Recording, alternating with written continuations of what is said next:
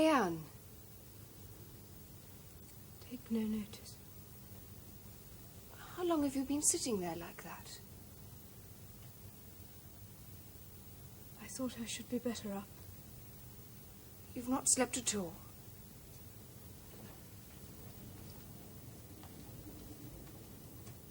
If I so much as closed my eyes, it was only to reenact that dreadful...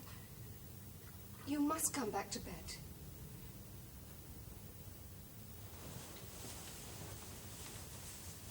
Yes, please, and I will send for some spirits of camphor and tell Mrs. Jennings you are too unwell to get up. No, I shall go down to breakfast as usual. But you cannot. I could not bear her sympathy. That would be too much. She shall learn nothing of my distress from me, I can assure you.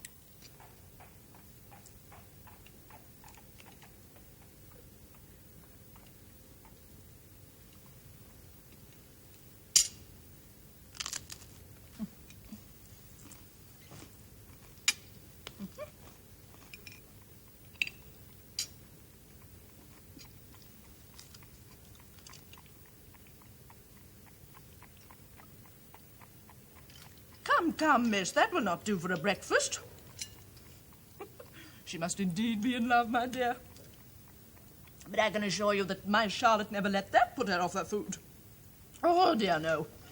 She was far too fond of the table for that, was Charlotte. Excuse me, Mum. What is? Oh, a letter. I think we need not ask who that is from, eh? That'll do her good. That'll bring her appetite back, eh, miss? I hope it's to your liking. I must see to her. No, Mrs. Jennings, please. Let me. I will be up shortly with something that I'm sure will settle her. Thank you. Poor thing. I would never have jested for the world if I'd known she'd be so upset.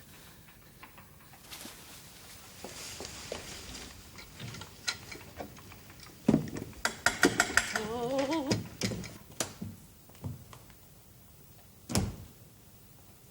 What is it?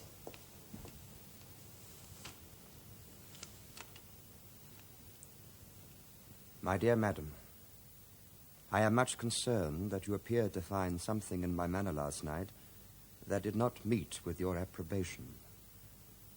I assure you that any fault on my part was quite unintentional. I shall ever recall my visit to Devonshire with grateful pleasure. My esteem for your family is very sincere, but if it has given rise to a misunderstanding, I shall reproach myself greatly for not being more guarded in my behavior. You will appreciate my meaning when I tell you that my affections have long been engaged elsewhere, and it will not be many weeks now before that engagement is fulfilled. I beg you, therefore, to forgive me any unwitting distress I may have caused you. I am, dear madam. Eleanor? Yes, Mrs. Jennings.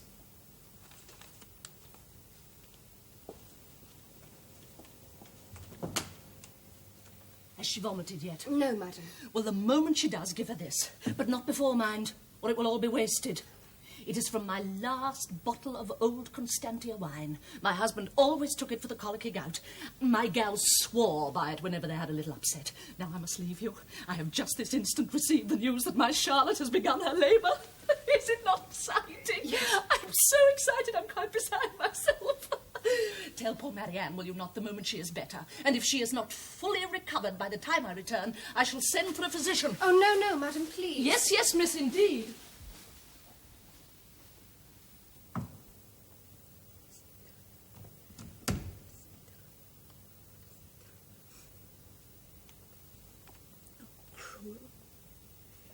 Cruel Willoughby. Nothing can acquit him of this. Nothing. No, Marianne, I'm afraid it cannot. And yet this woman, who knows what her art may be, how much she may have pursued and pestered him. The fault may not be his. Will you not try, little sister? Eleanor, please leave me. You cannot know what I suffer. If only you knew. Edward loves you. You must be happy. What could make you otherwise? Many, many things. Now, am I to understand that you do not want this? Eleanor, I must go home. Marianne! I must be with Mama. Can we not be gone tomorrow? Tomorrow we cannot possibly. Why not? Why should I stay here? I came only for Willoughby. And now who cares for me? Who regards me? Oh, Marianne, that is most unjust. Poor Mrs. Jennings is very concerned for you in her, Her own way. concern is not sympathy. Her good nature's not tenderness. All she wants is gossip. Oh, Marianne, you do distress me when you talk like that. You know how untrue it is. Very well. If I distress you, go away, leave me. Forget me. Don't be so silly, Marianne. Now come, get into bed. Here, let me unhook you.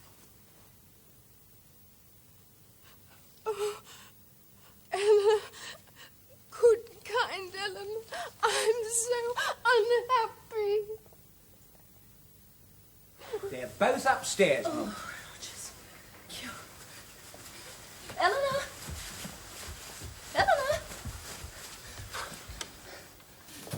Eleanor, my dear, how is she, the poor thing? I've settled her, thank you, Mrs. Jennings. Oh, la, I hurried all the way there only to find the spasms had gone off again. So like my Charlotte. Oh, I am sorry. Oh, my dear, my dear. I now know the full story. I had it not an hour since from my friend Mrs. Taylor, who was standing right beside them both last night. Why did you not send for me? Oh, but Mrs. Jennings... never mind. That poor creature. Poor creature. No wonder she's unwell. She has a weak stomach, like my Mary, and anything at all disagreeable upsets it instantly. That poor... the wickedness of that man. The wickedness. He has used her abominably, and I shall tell him so to his face when next I see him. Oh, yes, I shall. I shall not scruple whoever is present. Oh, Mrs. Jennings, don't upset. 50,000, they say her fortune is, this young woman he is to marry. And by all accounts, it won't come before it's needed either, because they say his affairs are all to pieces. All to pieces. Oh, goodness, who's that at the door? Well, there is one comfort. He's not the only young man in the world worth having, and with her pretty face, she will never want admirers. Never. Oh, goodness. I do believe it is. It's Colonel Brandon. He has heard the news and lost no time in turning the situation to his own advantage. He will take her on the rebound, as they say, and she could not do better. 2,000 a year without debt or drawback.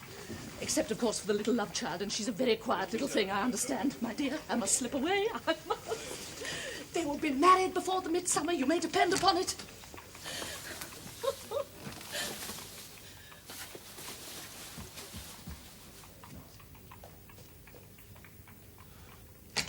In you go, sir. Thank you. Colonel Brandon. Miss Dashwood, I'm sure you would prefer not to discuss the painful events of last night. But I feel there are certain matters which should no longer be withheld from you. However, if you would rather I did not speak, I would say nothing. You mean matters concerning Marianne and Mr. Willoughby? About him, principally, your sister, thank God, must be utterly blameless. Then tell me what you know. Please.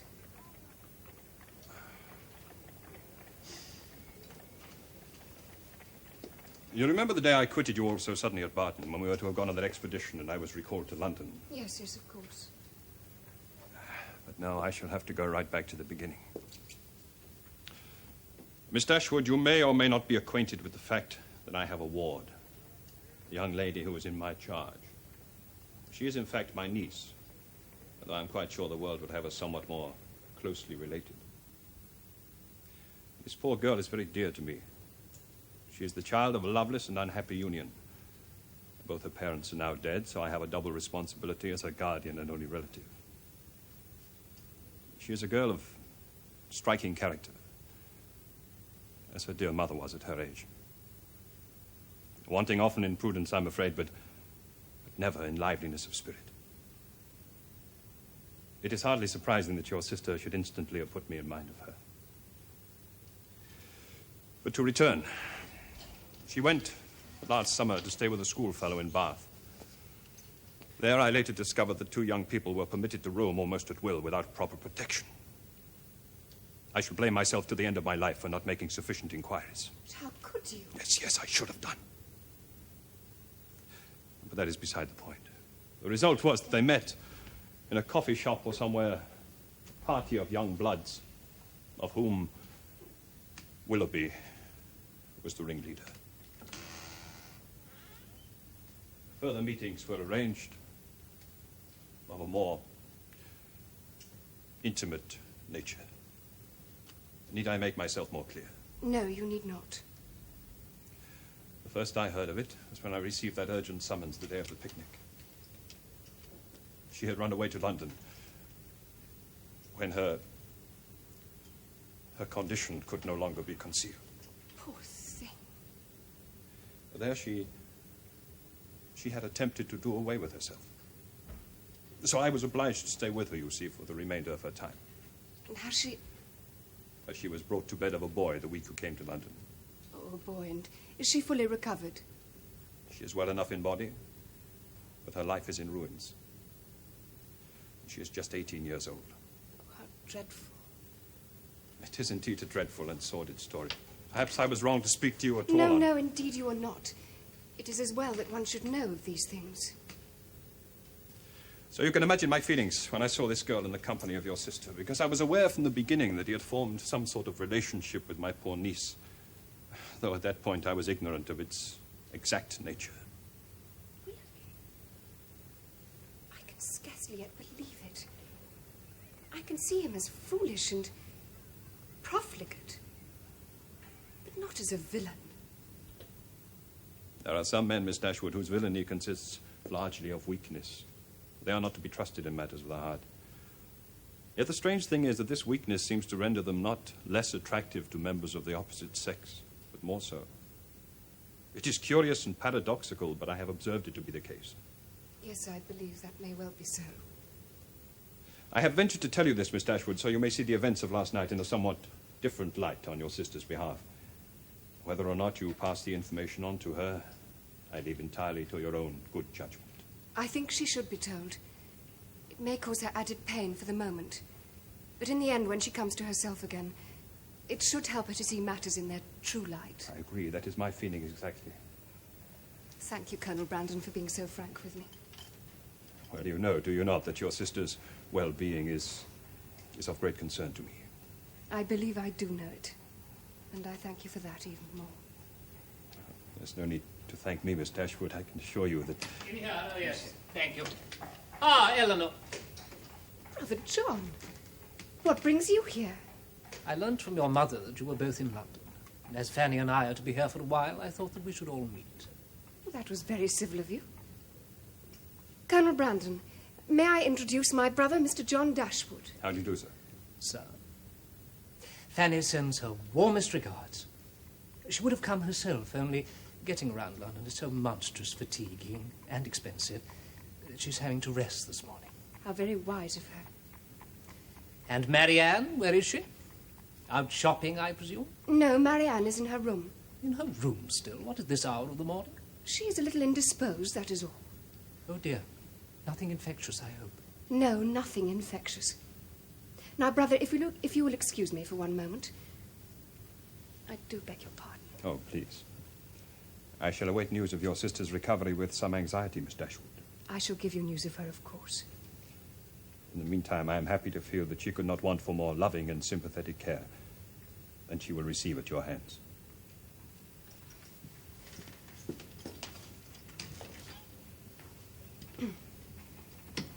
Who is that fellow? Colonel Brandon is a friend and neighbour of the Middletons. He's an excellent, good-hearted man. Brandon. Brandon? It's not Colonel Brandon of Delaford, by any chance? I believe that is the name of his estate, yes. Oh, he is a man of some substance. Considerable substance. Oh, my dear sister, why did you not make that clear when you introduced him to me? I'm so sorry, brother. Perhaps I should have said, this is Colonel Brandon, who owns so many 100 acres and has so much invested at 5%. My dear Eleanor, I wish he had twice as much for your sake. For my sake? Why for my sake? Oh, if you think that Colonel Brandon has any intention of making me his wife, then I assure you, brother, that you are quite wrong. I think you are mistaken, Eleanor. I think you are very much mistaken. I thought I observed a considerable warmth in his manner towards you just now. Oh, you may well blush, miss. You may well blush. I'm not blushing, thank you, brother. It would indeed be droll if Fanny were to have a brother married and I a sister at the same time, would it not? What? Did you say Mr. Ferrers is to be married? Well, it is not quite arranged yet, so say nothing. But his mother has decided that it would be as well. Is that so? And has she also decided whom he is to marry? She has her ideas on the matter, certainly. Yes, I may safely tell you, sister, since you are always discreet, I know. But it is her wish that he should be betrothed to no less a person than the elder Miss Morton. There, that surprises you, does it not? I'm afraid I can make no comment, as I do not know the lady. Not know Miss Morton? But anyway, what is Mr. Ferrers' opinion of this arrangement? Edwards? Why, what concern is that, sister? Goodness me, I'm almost forgetting the purpose of my visit here. I am to give a little dinner at which Mrs. Ferrers has graciously consented to be present.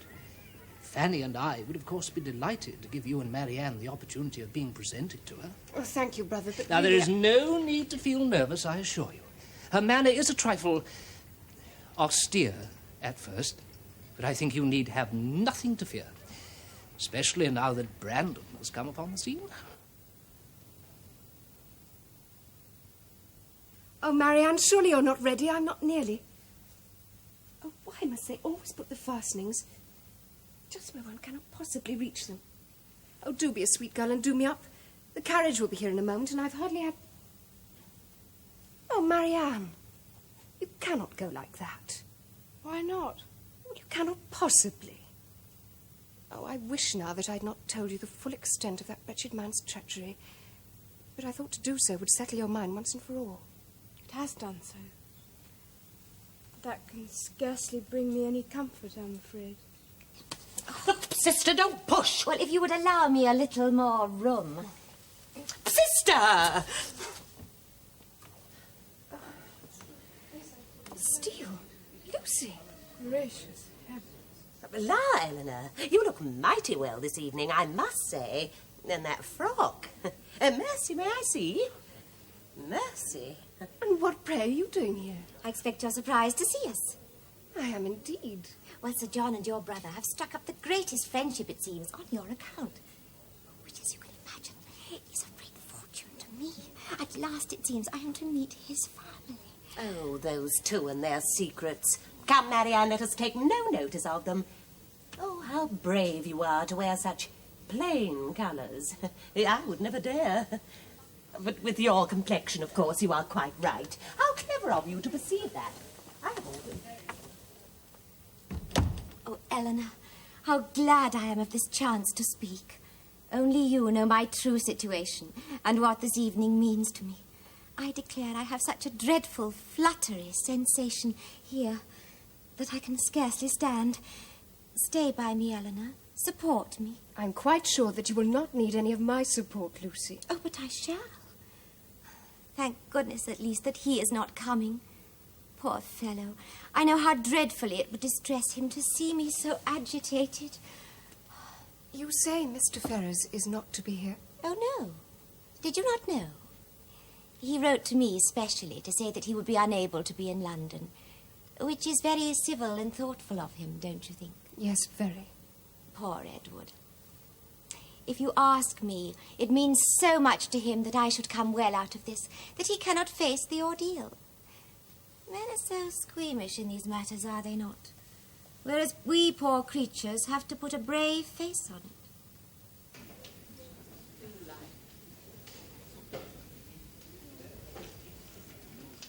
Are you quite comfortable, ma'am? Perfectly, thank you. Is there anybody else you would care to meet, ma'am? No, thank you. Oh, ma'am, may I not be permitted to present my sister, Miss Eleanor? Did you say Miss Eleanor? Eleanor and her mother and sister now live in Devonshire, Mamma. They are not often in London. I am perfectly aware to whom you refer, thank you. Bring Bring her here.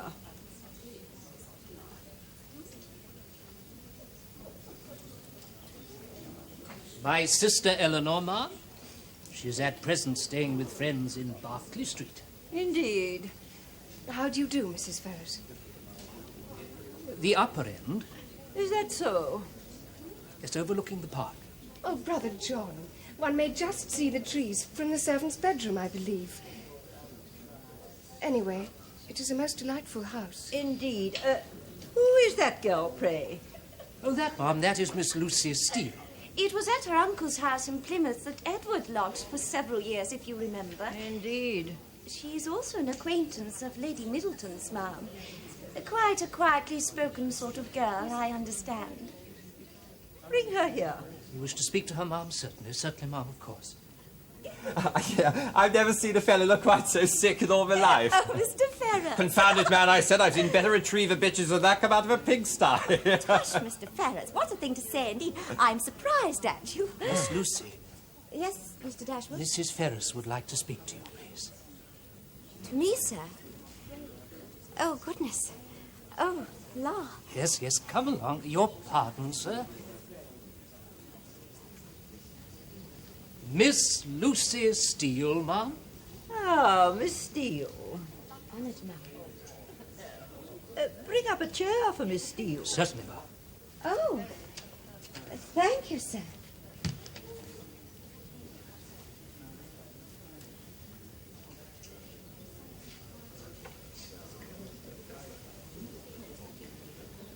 That is quite a becoming gown you are wearing, Miss Steele.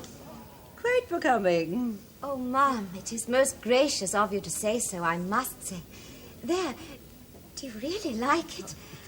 I see you were admiring the fire screen, Colonel. It is the work of my sister Eleanor. She is reckoned to draw tolerably well. Then you, as a man of taste, should be able to judge that better than I. I'm hardly that, I'm afraid. So this is your sister's work, eh? Yes, Eleanor, my elder sister. Rather fine, is it not? Oh, yes, it is indeed. Very excellent. Yes, Colonel, are they not a talented pair, the Miss Dashwoods? I don't know when I've come across two young ladies with so much natural genius. Oh, don't you agree, ma'am? Yes, they have a number of accomplishments, certainly. What is this? Oh, we are just admiring this screen, ma'am. Is it not a pretty thing? Done by Miss Dashwood. By whom? By Miss Eleanor Dashwood. Oh, yes. There. Oh, is it not a mighty fine thing? Very pretty. There is not so much detail, perhaps, as in the work of Miss Morton, I suppose. Miss Morton, indeed there is not. But then she does everything well. Who cares about the work of Miss Morton? It is Eleanor we're discussing. Who is this Miss Morton, anyway? Who is Miss Morton? Miss Morton is Lord Morton's daughter. Lady Robinson, are you quite comfortable? Fanny, dear, do look after Lady Robinson. Dinner will not be many more moments, I'm sure. Take no notice of them, Eleanor. Don't let them hurt you. I don't mind what they say. One hair of your head is worth all of them put together.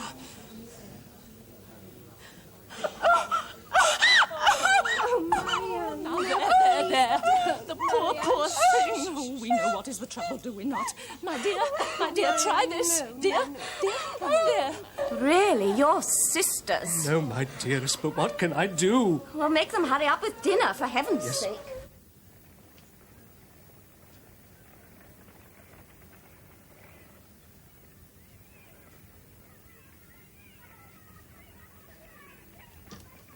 The morning room, miss. Thank you.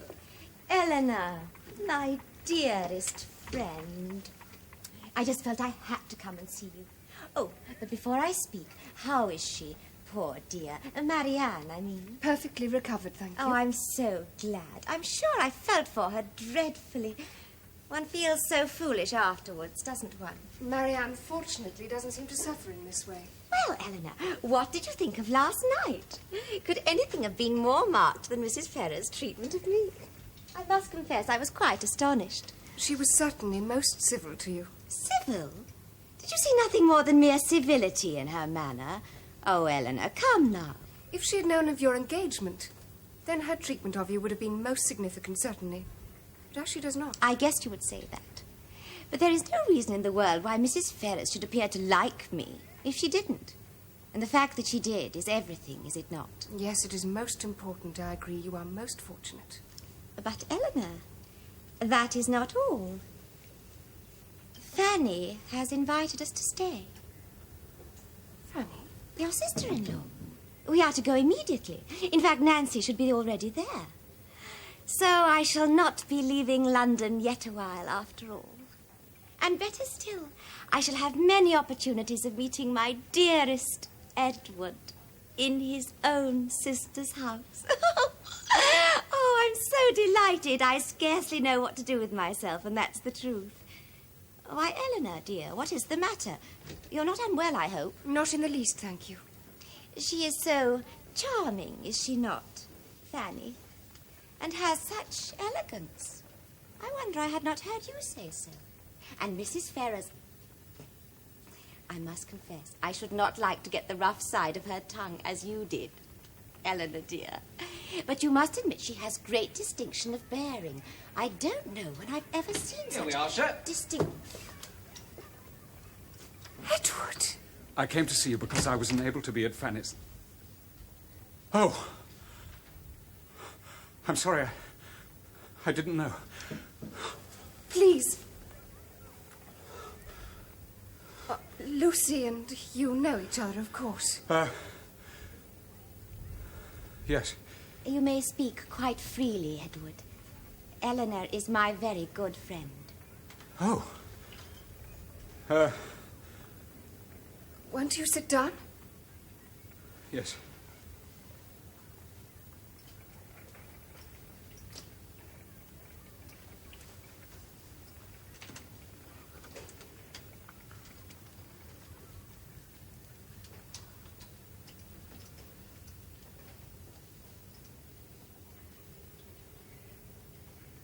Well, this is a great pleasure. My sister and I often talk of you and your visit to us in Devonshire, Edward. They didn't tell me below that you had company. Perhaps it would be more convenient if I were to return later. No, you must stay now that you are here. Lucy and I have quite finished our conversation, have we not? Oh, quite. I was just telling Eleanor that your sister, Mrs. Dashwood, has invited Nancy and me for a visit. Indeed. Is that not mighty civil of her? So we shall be seeing quite a lot of each other in the near future, no doubt. No doubt. My mother will be most delighted to learn of your visit when next I write, Edward. Oh, your mother. Of course. Is she quite well? Extremely, thank you. Edward, dearest Edward. This makes up for everything. I saw you coming from my window. This is the only good thing that has happened since we came to London. You look a little pale, Marianne. London is not agreeing with you, I fear. Don't think of me. Think of Eleanor. She is well, as you can see. And that should be enough for both of us. Now, come and sit by me. Oh, Edward, why were you not at Fanny's house last night? Such an agonizing party. If you'd been there, it would at least have been tolerable. Perhaps he was already committed elsewhere. Not all young men, you know, are so quick to break off an engagement. Edward has the most delicate conscience and is the most fearful of giving pain of anybody I ever knew. Oh, Yes, Edward, it is so, and I will say it. If you're prepared to accept my love and friendship, then you must also be prepared to submit to my praises, too. They're not lightly given. No, indeed. You can scarcely realize how highly you've just been honoured.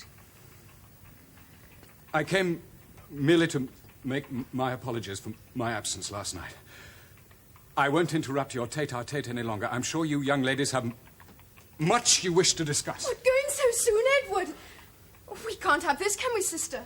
I'm sure he is quite free to go when he wishes. Take no notice of Miss Steele. She surely cannot stay much longer. Oh, I really must be gone, I'm afraid. If you will forgive me. Of course. I think that I, too, must be going, Eleanor, dear. Perhaps you'd be good enough to walk me round to your sister's house, if you're going that way. To my sister's? Yes. Nancy and I are to be her guests. I've just told you. I beg your pardon. Nancy should be there already, but I just had to come and see my dearest Eleanor first. We have so much in common, have we not? Eh, you and I? But I hope that we shall be meeting many times in the next few days. Goodbye. Goodbye.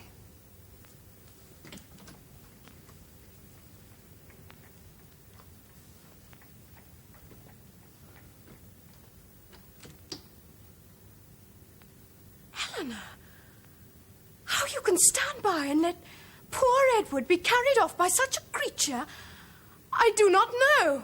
Poor Edward, as you call him, is quite capable of fighting his own battles. I cannot fight them for him. La, Mrs. Dashwood, I take it most kind of you that you should treat Lucy and I so civil. I do, really. Oh, and as for your mother, there, what presence, what dignity. And her manner to my sister was most marked, I thought, didn't you, ma'am? My mother appears to regard Miss Lucy with some favour, certainly. But why should she not? Oh, no, indeed. And I must say it is most fortunate, is it not, since they are soon to be so closely related. Oh, Lawks, well, what have I said? Related, Miss Steele? In what way? Oh, well, there. Lucy would pinch me for that if she knew. No, but since your mother took to her so clearly, well, where's the harm, eh? You spoke just now of some relationship. What, pray? Oh, the minute your brother first came to our house, I could see he had no eyes for anyone else. Lord, Lucy, I said, you're a lucky girl to have got yourself such a smart beau as Mr. Edward, I said.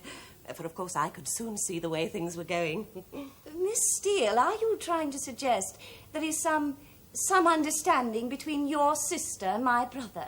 Oh, Lord, Mrs. Dashwood, yes. And has been these 4 years, at least. What? But Lucy forbade me to speak of it. Well, she's very nice in such matters.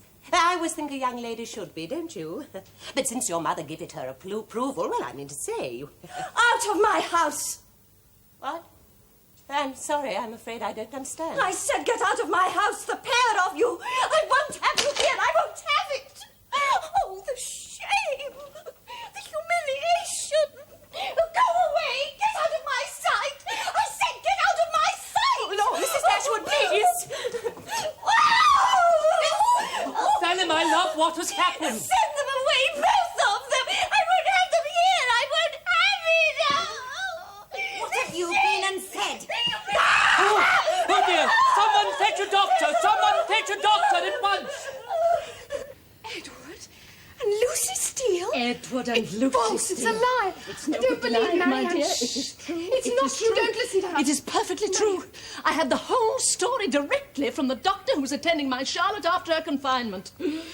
It was he who was called in to attend to poor Fanny and revive her. And he said himself, my dears, that never in his life has he seen a house in such an uproar. Never. The carriage was already at the door when he arrived, and your brother was at that very moment seeing the two young ladies off with their baggage. And, my dear, by all accounts, Miss Nancy was in such a state she could scarcely stand unaided, and Miss Lucy little better. Oh, no. Well, why should you of all people feel pity? I'm sure I feel none. And, my dears, that's not all. Not by a great deal. For no sooner had the news reached Mrs. Ferrers than she sends for poor Edward and cuts him off with a shilling. if you Madam, please. how can you? Every penny of his portion to go to the brother Robert. Every penny. I just can't believe it. And how long have you known all this? Oh, about 4 months. Since she first came to stay at Barton. 4 months. And how did you find out? She told me herself, with all possible speed and at great length. You've been so calm, so outwardly cheerful. Oh, Eleanor, how could you not tell me? How could you let me go on behaving as I did? Because she made me promise I would tell no one. Many, many times have I longed to undeceive you and Mother, but I could not. And you still love him.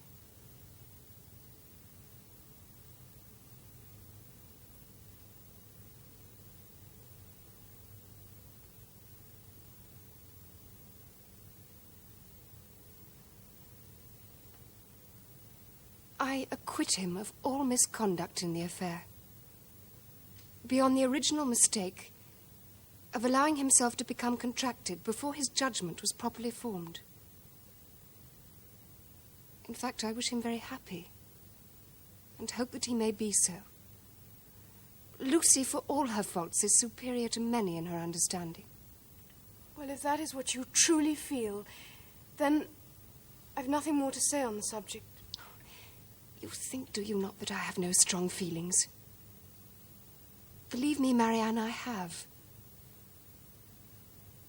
I assure you, it has not been easy to learn all this from her who is responsible for taking Edward from me.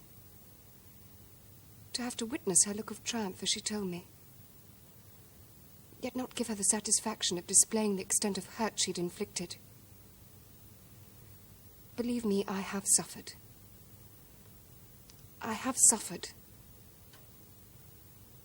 But it's my pride, I suppose, that will not allow me to show how much. Oh, Eleanor. Dearest, sweetest Eleanor. You've made me hate myself forever. How barbarous I've been to you. You who've been my only comfort. What can I ever do to make it up to you? Do you really want to know? Yes, I do. Set me some punishment, some impossible task, anything. Then I charge you not to speak of this to anyone. But of course I will not. You Is that all promised. you ask? No, Marianne, it is not. I should like to see you more agreeable in your manner towards Mrs. Jennings from now on. Well, why should I pretend Marianne? I will try. I will really try. Good. Colonel Brandon, Mum. Oh, Colonel, how mighty civil of you. You've come for news of my Charlotte and her babe, I have no doubt. Well, that was not my only reason, Ma. She's remarkably well, thank you. Oh, remarkably well. Do sit down. In fact, her chief concern now is with the full recovery of her figure. As I tell her, she cannot expect miracles, but there you know what these young creatures are, eh? Oh, she will be delighted that you've inquired. Please convey to her my best wishes. Oh, I will, Colonel, I will indeed, yes. We are to leave for Somerset, all of us, as soon as she is strong enough to travel. For Somerset? And the Miss Dashwoods? Oh, goodness, Colonel. I wouldn't think of going anywhere without the Miss Dashwoods. Such fine, brave girls, are they not? So in that case, Now, the arrangement was made only this morning, and I've not spoken of it yet. To tell the truth, we have been much occupied with other matters of a somewhat more personal kind, but there, you'll hear all about that soon enough, I have no doubt. The Dashwoods are leaving London, as you say. No, they perhaps- wouldn't go anywhere without me, Colonel, for they treat me as their own mother. No, our chief concern now is with the babe. Oh, this morning, Charlotte was in a great fuss. He'd had a fretful night, and this morning he'd broken out in a number of pimples. She was sure it was some dreadful malady and was in a high old state. Lord, child, I said, that's nothing but the red gum. That don't signify. Of course, the nurse bore me out. As I was about to say, Mum, if you are all shortly leaving London, perhaps I might be permitted to speak to one of the young ladies a moment. Foolish of me, of course, Colonel. I'll fetch Miss Marianne for you. Miss Eleanor, Mum, if I may. Miss Eleanor? Yes, I have something of a rather delicate nature to discuss with her. If you would not think it discourteous, Mum. No. No, not at all, Colonel. No, not the least little bit in the world, I assure you. I'll fetch her for you, and I'll see that you're not disturbed. I'd be greatly obliged, Mum. You're a good, kind man, Colonel. And she's the dearest little gal in all the world.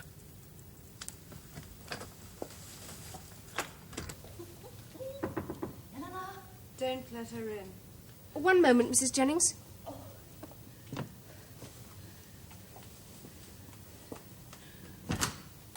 Eleanor, my love. Oh, those stairs. The Colonel. Oh, I've no breath, dear. He insists upon seeing you. Me, Mrs. Jennings? Yes, dear. Oh, that's better. He has something of the utmost importance he wishes to say to you. My dear. Oh, my dear. Oh, let me kiss you. He's down there now at this minute. Oh, forgive me. Oh, forgive me, dear, but I'm so happy for you. Run along. Yes, Mrs. Jennings. Oh, Marianne, your sister is surely the most delightful of creatures. Yes, ma'am, I'm aware of that. Did I not say that this would happen if you came to stay with me? Oh, well, we mustn't disturb them, must we? Oh, I wish I were to fly downstairs on the wall at this very moment, don't you? Oh. Oh, Miss Dashwood. I have only just heard of the great injustice your friend Mr. Ferrers has suffered at the hands of his mother. I understand he is to be entirely cast off by her. So I believe, Colonel Brandon. And all because he insisted upon sticking to the engagement he had contracted to this girl, Miss Lucy Steele. Is that not right? Yes, that is right. I believe Mr. Ferrers hopes to take orders. Well, I have a living vacant at Delaford. Colonel Brandon? Oh, it's not a rich one, I can assure you, anything but. And the vicarage is small and scarcely commodious, but there it is. A young couple might well do worse for the first few years of their married life together. I take him to be a modest young man in the worldly sense. But then you know his character far better than I, of course. So you are offering this living and the house that goes with it to Mr. Ferrers and his wife? Yes. Colonel Brandon, I hardly know what to say. Oh, I scarcely know the young man myself, of course, though I formed a very favourable opinion on the short acquaintance I've had with him. That's why I should be most grateful if you would act on my behalf. So you want me to convey this generous offer? If you would, Miss Dashwood. Colonel Brandon, please don't think that I'm not sensible of the honour you do me in asking me to speak on your behalf. But really, I'm afraid that this is something I cannot do. I mean, of course, that the generosity is yours, and that the credit and thanks should be yours also. But that is precisely what I prefer to avoid, Miss Dashwood. I was hoping you would see your way to help me and be my friend, as you have done before on several occasions. However, if you would prefer not, then I quite understand. Goodbye, Miss Dashwood. Wait. I will speak if you wish me to. I'm sure no one would do it with more tact and good sense than yourself. I'm a poor hand at these matters, I'm afraid. When would you wish me to speak to him? Well, as soon as possible, I should say, wouldn't you? So that he may plan his future and marry whenever he so wishes. Well, goodbye, Miss Dashwood. Thank you. Goodbye, Colonel Brandon.